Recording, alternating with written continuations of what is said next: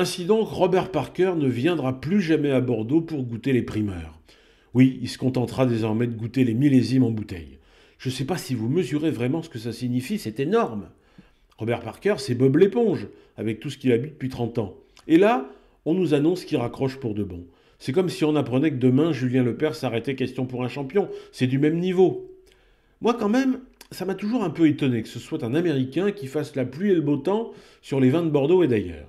Ils ont beau dire, les Américains, mais enfin, à chacun sa spécialité.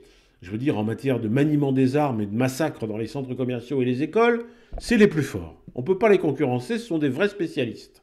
Il n'y aurait pas à l'idée d'un Français de s'ériger en gourou international du calibre 7,65.